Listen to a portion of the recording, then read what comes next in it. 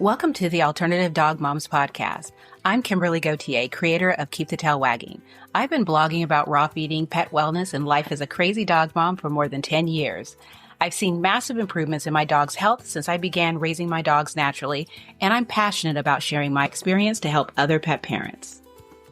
I'm Erin Scott from the Believe in Dog podcast. For more than 10 years, I've been researching and learning everything I can about healing cancer, allergies, autoimmune, and mystery illnesses in both my dogs and myself. And I can't wait to share with you everything I've learned in case it could help you too. As the Alternative Dog Moms, Kimberly and I are bringing you all the latest dog health news that we're following and the brilliant people we're meeting along the way. Now let's get started. Hello, Kimberly. Hello, Erin. So I've had quite a busy day. We started our morning at Johns Hopkins for Nessie to take part in the Canine Cognition study. So that was a lot of fun. I was so proud of her. She's such a good girl. Yeah. How was she? I mean, was it just weird for her to be, in this new place, all these new people? She has a blast. She was jumping all over everybody. At one point, one of the guys got a rope, toy, like a tug toy out, and she's like, "Oh, it's on." And then we had to do like a covert maneuver to get it away from her. We had to distract her with belly rubs that would have us go on to the next task because she didn't want to give up the toy. She just wanted to keep playing. So. But yeah, she had a great time, and we did one test where they put treats in front of these different boxes, and when we first went in the room, the boxes looked identical, and then they lifted up the covers, and they would have different things in them, and one of them had water, almost like a fountain, like a water fountain thing you'd see in somebody's yard or whatever, like a decorative water thing, and then the other one had a fireplace, like those propane kind of looking fireplaces, and they would see which one do they go to first if we put a treat in front of both, are they scared of one or the other? But she's like, I'll take them both, and she was not scared of anything. And then we did another couple different ones where we went into a room. There's a big TV screen sitting on the floor, and they had multiple video cameras around the room to catch all the different angles of her. And then they would show different things on the screen, and then they're basically recording what does she pay attention to, and they actually record her eye movement and stuff to see what she's pays attention to or not. And so they showed many different things of dogs chasing each other and different squeaker noises, and then dogs being exposed to new people as well as strangers and how they would react, and just busted in here to say hello. But anyway, yeah, it was a lot of fun, and I'm just always so proud to take her out in public. She's such a good girl, and she was just very happy and playful and had a great adventure.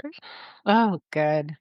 My week was, I have been canceling things. I got a notification from my pet insurance that for 3 dogs, it was going up to over $350 a month. And this is after I lowered it last year to keep it from going over, I think it was going to be over $300 a month last year. So I lowered it. So instead of getting 90% back, I think I get 70 or 80% back. And I increased my deductible.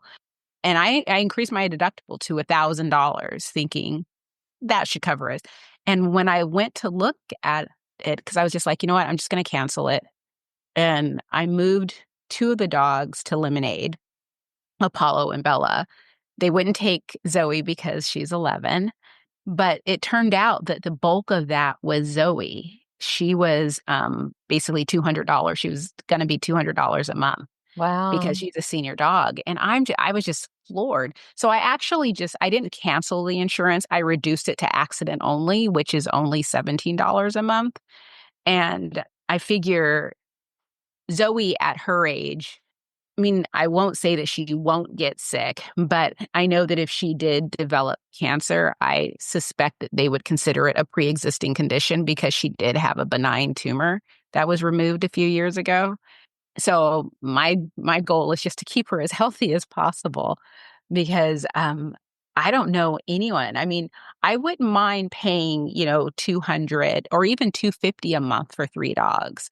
But when you're going to over 350 a month, and that's after you've like increased your deductible and reduced your reimbursement amount, it's just not possible. It's just like they basically lost me as, mostly a customer because it's Embrace. Embrace's their premiums are just going up so high, and I've seen it with other people too, other of my friends who have all left Embrace and moved over to Lemonade because the premiums are just getting so high on healthy dogs. I mean, it's not like,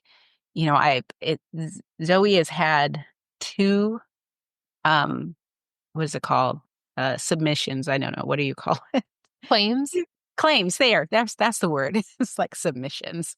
She's had 2 claims, and that was enough for them to really, you know, increase it up. And also because she's a senior dog, and so they're playing the numbers, and senior dogs tend to get cancer. Cancer costs tens of thousands of dollars, so they'd rather increase the rate and get us to leave than, and I mean, hey, it's a business. I get it. It just sucks.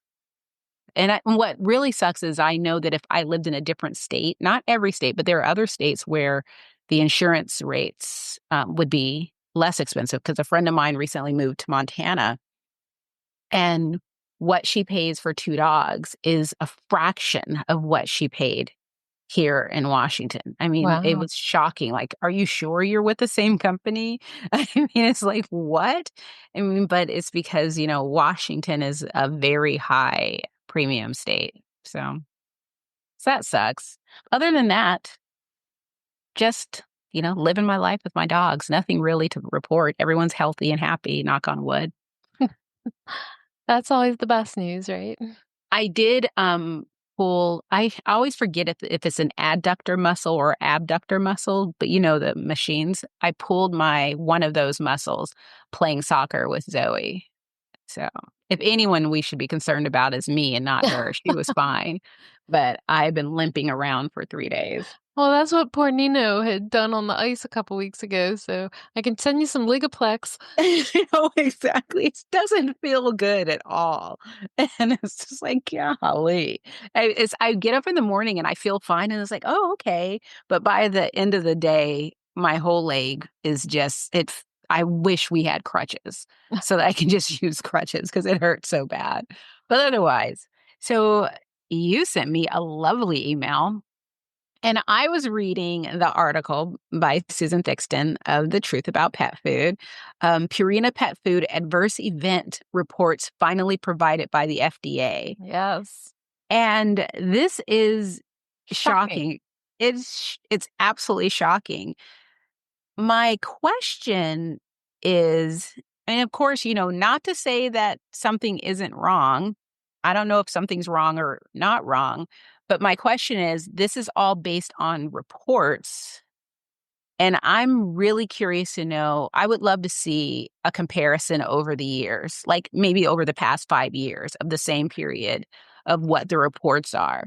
Only because with so many people reporting their dogs, last year was a very heightened year. And not to say that people didn't have sick dogs, but I can see someone making the claim that people were reporting just because they don't like Purina. So I think if you scroll down to the second graphic, it does show you.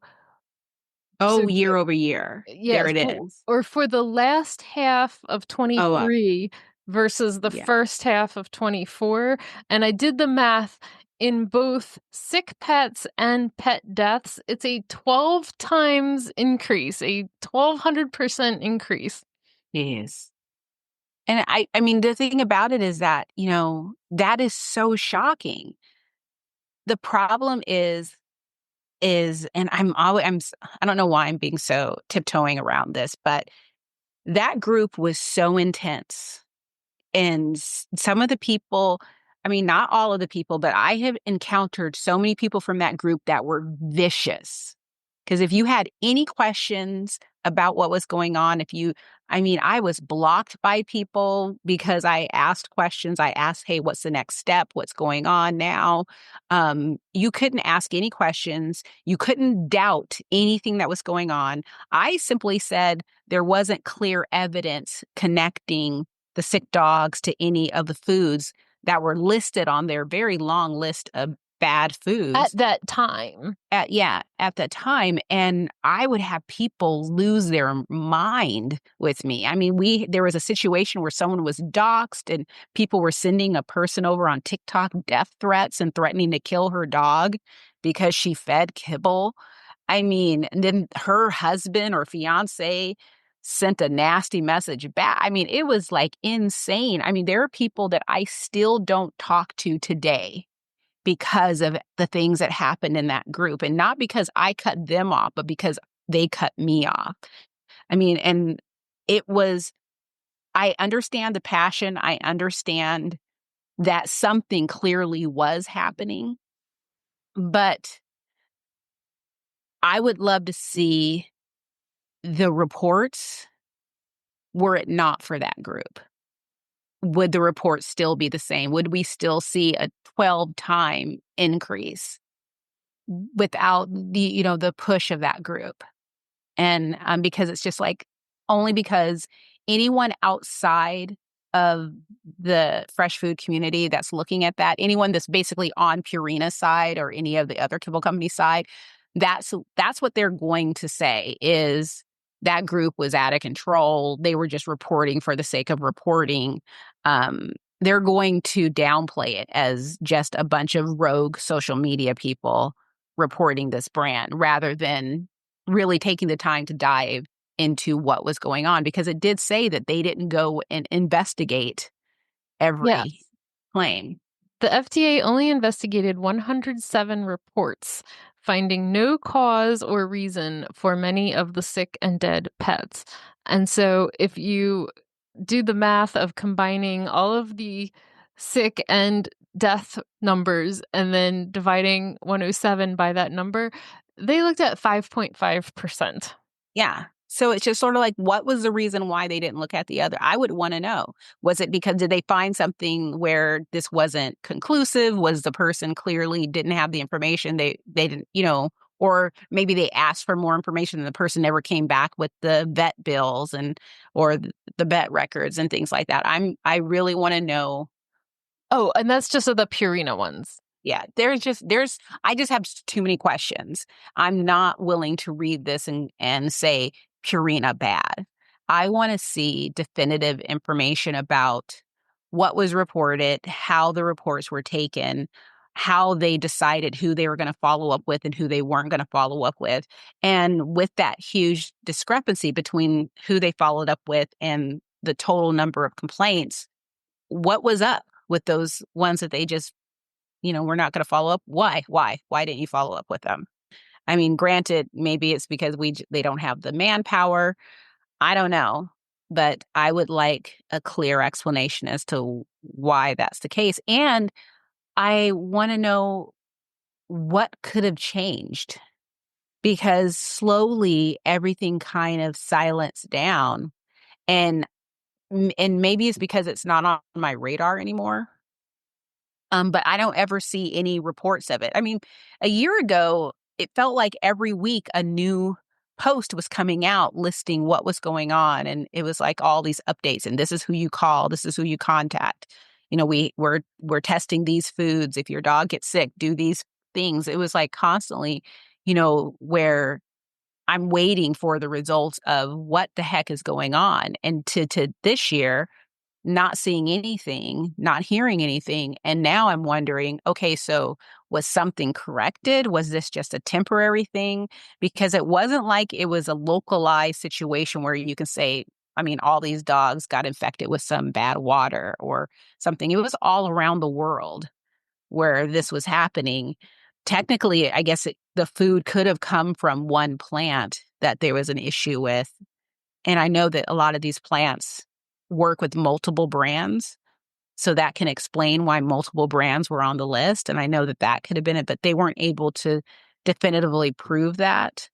I mean, I heard a lot of rumors of what it could be, but just never anything definitive. And it's kind of scary that, because I saw some of the stories of what was happening to dogs and cats, and it was frightening. And then for it to just go away with no explanation of what it was, it's just like, ugh, it's the word.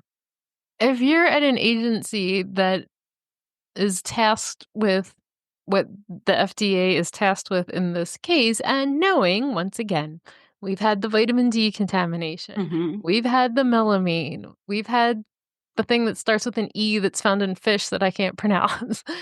um, is it that wild to think that there could be something going on with pet food when you're getting a 1,200% increase in complaints? And that's where I think it goes back to the group. I don't blame the group, but I think the group is the scapegoat, where that is the explanation. Because what they're looking at is the New York Times article. There is another person who did a complete timeline of everything that had been going on. And that article is very scathing and very critical of the group and the fact that there was no clear evidence of what's going on. There were a lot, just like as there were as many people, like, for instance, Rachel Fusaro, who has a huge platform, people who were advocating for protecting the animals and finding out, getting to the bottom of what's going on. There were just as many people on the other side that were just calling these people kooks and saying it, they were just being ridiculous and they were just blowing this out of proportion. And I think, I mean, I have no idea why, but again, tinfoil hat on. I just don't feel that anyone felt obliged to really take it seriously because I think what you just said, I think the group was also coming from that perspective of we've been here before. So we're not surprised that this could be happening again. And, you There's know, the jerky treats. yeah, I mean, it's just there's so many things. I mean, we know people who have had dogs that either died or got very sick from something in the pet food. And, so it isn't a surprise, but it also, I think also being in the middle of it, that's sort of like how I looked at it is being on that side, being in the midst of everything and trying to figure things out, trying to help pet parents who are freaking out because their animals are dying in front of them. It's gotta be just the most frustrating thing, especially when you cannot get any solutions. They tested so many samples of the food, and I mean, that costs money, and they just could not find a clear solution. And I think that because of that, and because of the criticism that the group got, just no one was really willing to take any of this seriously. I think that they probably looked at this as just a rogue group of anti-kibble people who just wanted to try and take down Purina rather than looking at the fact that maybe something is happening right now. Well, once again, thank goodness for Susan Thixton for keeping us updated on everything Yeah. that she's finding out. It'll be interesting to see if anything comes of this or anything else changes. So I guess the word of the day is probiotics, probiotics, probiotics, where green juju has a food-based probiotic, which I don't quite understand because I saw their post about it, but I'm really curious to know what it is. Like if it's, I mean, I know it's new, but I'm curious, like, is it a powder? Is it a product? But it's kind of cool because it's like the kombucha based, the plant based, the soil based, or that which is called the plant based, and the naturally diverse farm based probiotics. I think that this is pretty cool. Yeah, it must be a powder because it says it comes with a scoop. So, like, you Oh, give your okay. dog one scoop a day, or yeah. Because this is pretty cool, and I'm curious. I'm just curious to know what people will think of it. Yeah, I'm really excited to try because with Nessie having her like yeasty flares from time to time, it Hmm. seemed like the kombucha-based one they said could be really beneficial for that. And I mean, there is just nothing like this on the market. It's so exciting. And then seeing that Billy and Kelly, like, how personally involved they were, that, like, this is coming from, the raw milk one is coming from Billy's personal yogurt cultures and his kombucha SCOBY, and I mean, it's so awesome just to see, like, how personal that these products are for them, and they're Yeah. always so innovative, with everything that they're doing at Green Juju. Yeah. I think it is. It's surprising because it's like one of those where what more can you come up with? And they managed to surprise me each time. So that was exciting to say. And then, I saw the post, Dr. Conor Brady's post about, basically, what did he call it? Eat, but his little eat poop something. Eat eat shit and live. Yeah, that's what it was. Eat shit. And I saw that. You know what's funny about it is that, we've had these conversations with people on the pod in the past, as far as probiotics. And, everyone loves people. I mean, probiotics have been a hot topic for years. But there is the question of if we're constantly adding probiotics to our dog's diet, are we possibly doing them a disservice because now their body won't actually start creating it on their own? Kind of like when humans start doing heroin and so their brain stops producing whatever, chemicals, the heroin sort of takes over. Not that probiotics are an illegal drug or anything, but you get what I mean. But, one thing that I've always thought was that the healthy, whole food probiotics are fine.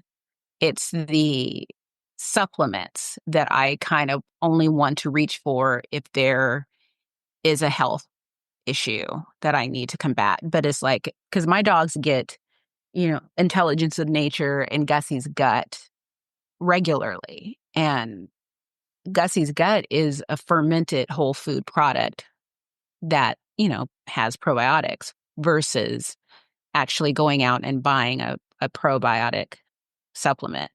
As far as giving my dogs poop pills, I've only done that once, and that was with Scout. Is they're not common. I mean, they're kind of hard to get and they're expensive because I would want to get the raw fed or fresh food fed poop pills for my dogs. Yeah, so one of your Facebook followers had asked us to comment on this.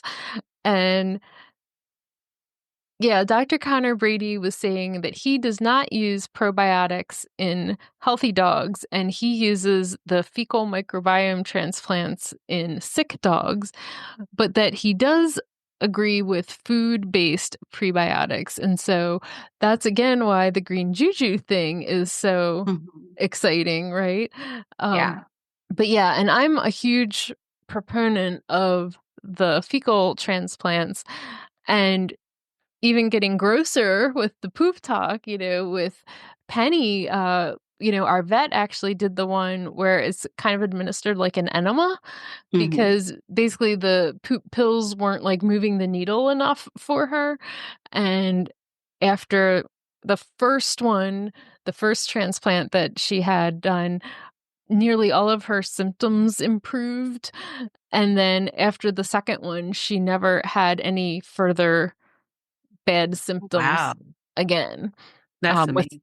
her, with her skin and eruptions and her feet flares and everything. And Does she let you touch her feet now?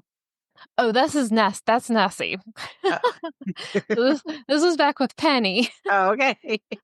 Okay. I was also going to ask you, and Nessie sat down for a fecal transplant? Yeah, Nessie ain't having any, but yeah, we can't even touch her feet. We ain't gonna be able to get that in her.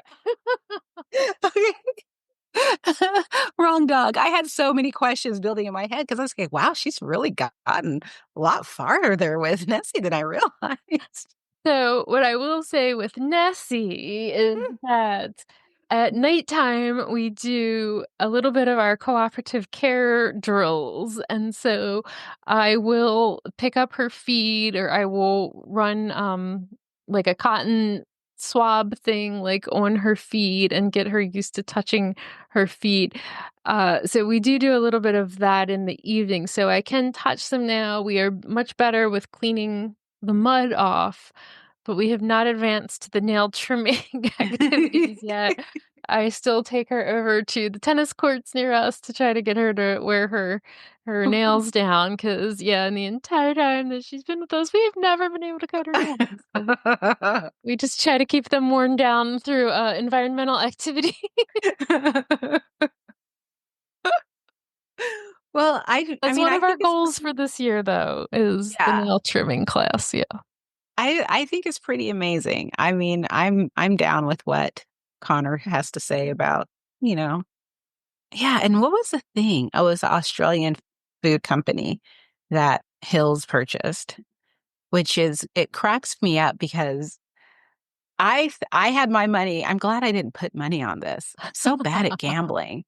But, I had my money on Purina being the first to dive into the pet space, The fresh the food. the fresh food space. Other Yeah, than the like pet whatever space. fresh pet is that's not Yes. fresh, but By the way, speaking of, because you and I were we texting about Fresh Pet? No, I was texting. No, I posted a comment on, actually, it was on the Balance Canine is where I first saw the post about this. And so I posted a comment on it about Fresh Pet, but I got a sponsorship opportunity with Fresh Pet.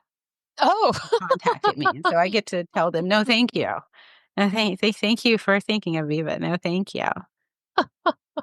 I think it's hilarious because on one hand, I get excited about the fact that, maybe they're making a change, maybe they're waking up. But, in reality, it's more of this is a common conversation. There are so many people creating content now about feeding fresh food, and people who, I mean, just casual people who, oh yeah, I feed raw. I mean, and I think we've been moving the needle big time.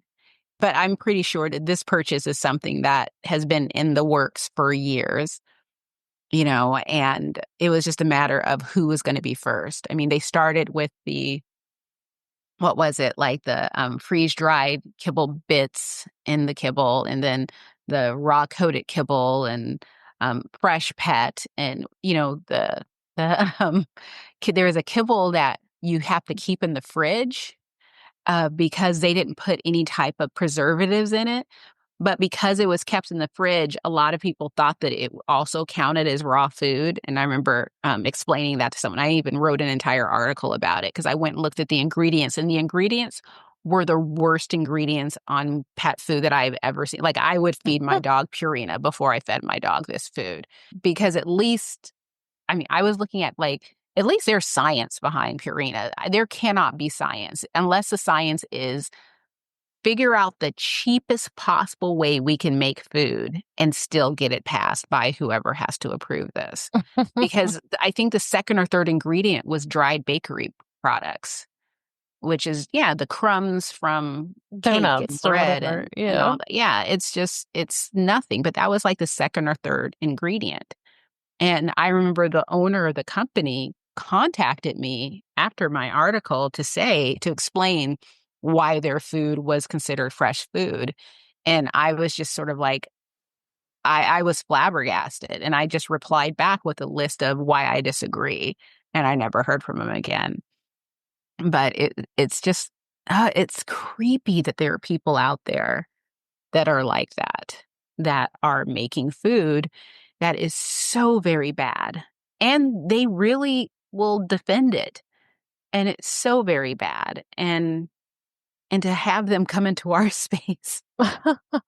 because it's like, because it's like when you think about, I mean, just gosh, look at what's happening with, the brands with the avian flu. I mean, people are picking them apart. It's just sort of like, are you guys sure you want to come into our neighborhood? Because people are going to hold you to a much higher standard.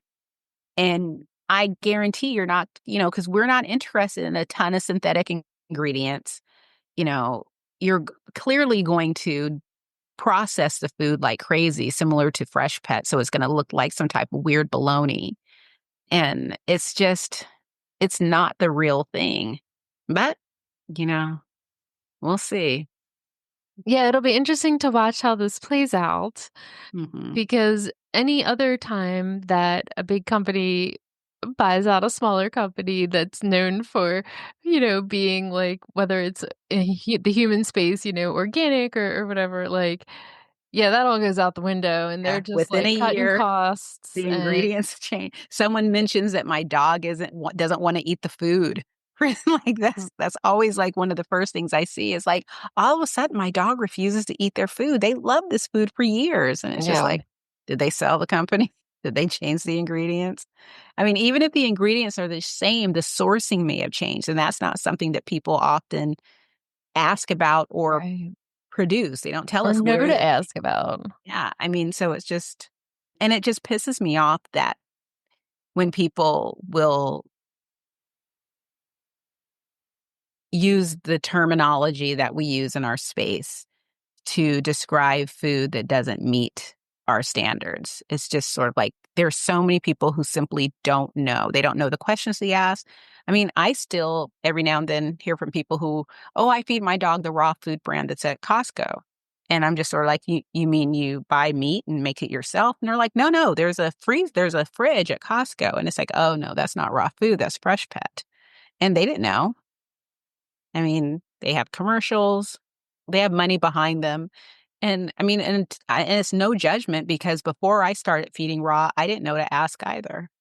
I thought that what was pictured on the bag was what was in the food. So if they had a whole chicken, then there was whole chicken in there.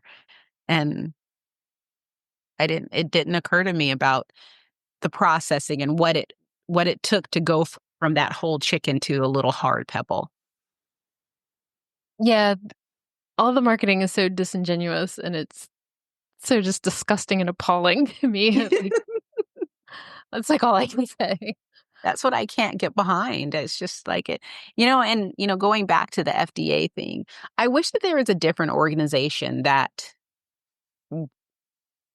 took care of this rather than Like, actually gave a shit. yeah, I wish that there was a different organization. Like if this, like for instance, if we have all of these sick animals, I wish the people in that group could have called a completely different organization who would have taken this seriously and jotted this down and kept track of this and helped them follow up and do everything that they needed to do rather than, um, because you would think that there would be a situation where veterinarians are now just automatically sharing vet records to like, hey, I'm starting to see an increase in dogs illnesses. But to be perfectly honest, again, when you compare how many dogs they're feeding to the number of complaints, it's a drop in the bucket. I mean, 1,200, complaints about dogs and cats versus millions of dogs and cats that are supposedly just fine. We don't know because maybe people didn't know why their dog got sick, or maybe people didn't care to ask, or who knows? I mean, it just there's no clear answer to that. It's just unfortunate. Yeah, I wonder about that a lot too, that people didn't realize the connection with the food, "Oh, it was an older dog," "Oh, Yeah. something happened." My dog must have gotten to something, because I mean, that's basically what it comes down to. Yeah, maybe. I mean, yeah, there's all kinds of anyway, whatever. Frustrating. All of it's just frustrating. So, oh, and CBD Dog Health has new grooming products. This I missed. Oh, yeah, I'm really excited about this because there's a grooming spray and then a shampoo. And with the spray, it also, you can use it like it has stuff in it to repel fleas and ticks while also, being all natural. Of course, it makes sense to me that Angela, she, was involved with owning a grooming shop at one point. I'm like, oh, it makes total sense to me that she would have these products coming out. Yeah, I think that's pretty cool. Replenish CBD dog shampoo and restore CBD groom spray. This is really cool. This will be interesting to see what people think. I'm like really excited about it. I'm looking at the ingredients. And I was excited to see them. They're already on the counter at my local pet store. And the other thing I noticed, and I don't see this on their website, but they had it in my local pet store, is they have the salves, the like Nourish and Soothe, and they actually have like a smaller version of them that look like kind of like a big chapstick container. Oh, And nice. so it's like a smaller product at a lower price point, if Mhm. you're like, "Oh, I wanna just try this and see if it works," kinda thing. And plus it's, like, really easy to use and apply. So I was really excited about those too. The salves are probably my favorite products of Yeah. theirs. I use them on myself. I love them, and I have them all. I think that they are so amazing. I love the way they smell. I love the way they rub in really well. I think that they're just probably the best salves I've ever come across. I like the fact that they're always soft, Yes. but I'm really interested in the Restore CBD Groom Spray. Yeah, I like that one. I wish it were in a bigger bottle.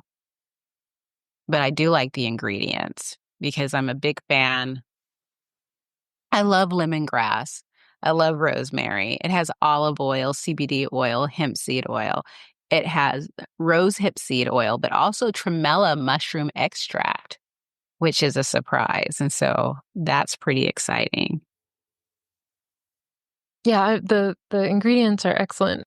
So yeah, that'll be interesting to see how that's gonna blow up and surprise the world. I love everyone's coming up with these really cool products. I think it's kind of exciting. It is, it is. I mean, and that's what's so funny is that I look at again to like Hills, Purina. It's one of those where are you sure you want to come into this space? Because it's like you have some people to really stand up to, and granted, they'll just come into this space and make a cheaper quality product, but I don't think that they'll capture the market share that's already in this space. They're just basically diverting possible market share, because I think it also comes down to doing what we do isn't cheap. I mean, it's, I've made it as inexpensive as possible for myself. But, certain things that I buy for my dogs, like, the joint supplements, chews that I get for Zoe, those are not cheap. I locked in to a low price by having a recurring order set up last year, but it's still one of those where it's like it's not something that everyone can afford. I'm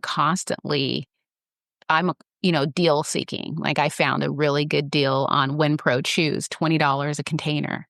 And so I took advantage of that. It was a one-time deal, but I'm constantly looking for deals for the stuff that I get for my dogs. And a lot of times, I used to have so many things that I would alternate where I've had to reduce that way down to stick with what actually works for my dogs and deal with that.